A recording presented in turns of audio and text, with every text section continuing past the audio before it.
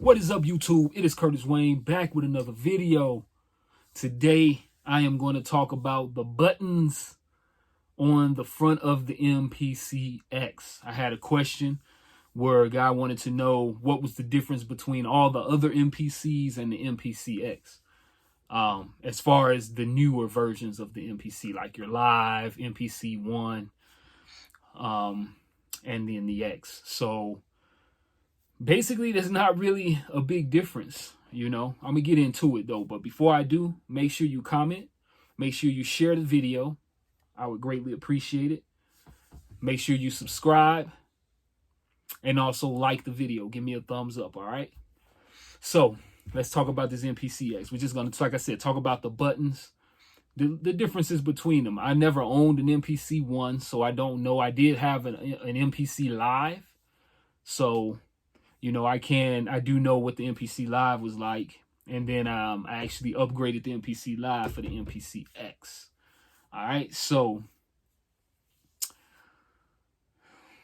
basically, from what I've seen between the MPC Live and the only differences that I see, visual differences, is of course you have more real estate on the MPC X.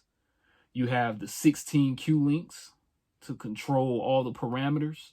So mixing, you can control the parameters in the VSTs or the plugins that's inside the MPC, just so on and so forth. Your LFOs, attack, decay, sustain, release. You can control all that stuff with the 16 Q links. Now I know the version that I had, I didn't have the version with the speaker on it. The one that I had, it had 4 Q links. But basically, it did the same thing as these 16 Q links. You would just have to maybe, press a button to go to the next set of 4. And then do the same thing to go to the next set of 4. With this, you don't have to do that. You have 16 right there. Most music producers usually use 16 tracks to make a track, a beat. If you're using more than that, then, hey, to each his own. But usually 16 tracks will get the job done. Yeah, you just have basically the buttons on the real estate. So instead of me having to hold the shift button and like press shift and go into the sampler, which is like what you would have to do on the MPC Live or possibly the MPC-1, you might have to hold shift and then hit a button that has a corresponding name under it. So for instance, on here on the X, you have menu, browse, step sequencer, sampler, the XY effects, your pad performance, and then underneath the browse button, you have save. Underneath the step sequencer, you have list edit, and underneath sampler, you have looper. So I would have to hit shift and then hit that sampler button, and it'll take me to the looper instead of the sampler. So, different things like that. The MPC X, of course, you have all your group bank buttons. You have all of that too on the Live. The differences is you will have different buttons to go into different programs. So like you can go into program edit. Instead of me having to hit shift and then say, okay, program edit is that button, bang. It's just right there. I could just press it and it takes me right to program edit. I can press the same thing for sample edit. Bam, just hit sample edit. Boom, it's going to take me right to sample edit. So on and so forth. Pad mixer, bam, I just hit pad mixer, it's going to take me. Channel mixer is going to take me there. I don't have to hit shift and go into that. Which, hitting shift and going into something is not a big deal. Not a big deal at all, All I do is hit shift there, boom, I'm right in the looper. And then back to the sampler. If I want the sampler, bam. If I want the looper, just hit shift, boom. So that's basically one of the main differences. Is the real estate. You have more real estate. Of course, if you have more real estate, you're going to have more buttons, more knobs and stuff to push. Also, you have the 2 interfaces. So you have the rear I/O. You have your 8 outs. So you can run 8 outs into a mixer. So you can, mix your 8 channels. Of course, you have your USB. You have your 1/4-inch plugs, in 1/4 inch in, 1/4 inch out. And then you have the same on the front. On the front, you have 2 instrument channels. So you have your instrument channels, and then you also have 2 line in inputs, and then you have your headphone amp on there too. Not amp, but you have your headphone connection, 1/4 inch and 1/8 inch. All right. So, like I said, up here you have your banks. You have bank A, B, C, D, and then underneath you have E, F, G, H. Of course, you would have to hit the shift button and then press that corresponding button to get into bank E, bank, F, G, and H.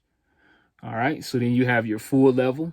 The MPC Live and 1 should have full level, and it should have 16 level. So that's going to be standard on all the MPCs. Then you have track mute. You have your next sequence button right here, and then underneath, as you can see, once again, you would have to hit the shift button to get to half level, pad, mute, and song mode. All right, so under here you have program edit, which is going to take you to the program. You could also hit that program edit for the synths that are inside of the MPC-X, and it'll open up the synth, and you could actually tweak the sound and all that good stuff. Then you have sample edit. It's going to take you right to the sample editor, pad mixer, channel mixer. And then you have your project. You have your program, your pad scene, pad parameters, and then your screen control. So, and then of course you have your Q links. You have your 16 pads, and then you have these buttons: menu, browse, step sequencer, sampler, your effects, and your pad perform. Save, list, edit, looper. You have to hit shift and then hit that corresponding button to get into that actual function. Then over here we have your erase, your undo, your copy. Of course, you have to hit shift to redo, shift to delete. You have your F key. You hit the F key, and as you can see, that's correspondent with these pads up here, or these buttons. Of course, you have your tap tempo, like all MPCs. You have this little number pad where you can type in number values, plus and minus, your jog wheel. You also have these things kind of do the same job, like the jog wheel, these numbers, the number pad, and then also the cursor. They kind of do the same job. They can do different things, but the way I use the MPC, if I want to nudge something, I could, twist the jog wheel or hit the arrows or something like that. Of course, you have your note repeat, latch, track, main, and then you have your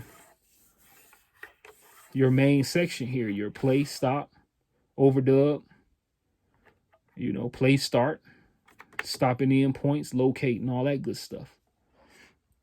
Up here you have your record arm, read and write. You have your mute and solo, and then of course you have your channels 1, 2, 3, 4, and then you have your master.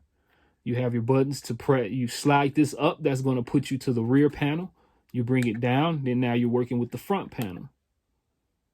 You got your 48 volt phantom power there, and then you have rear and front once again. Then you have your stereo and mono, direct and main. You could blend that however you want, or you can go all the way direct. You can go all the way main if you want, just depending on the source that you may be sampling. And that's pretty much it, man. Like I said, all of the IO, that's basic stuff. You know what you want to have in your studio. Like I said, I had a question asking what was the difference. That's basically the difference. So that's it. So until the next one, make sure you comment, like, share, and subscribe, and I'll get at you. Yee.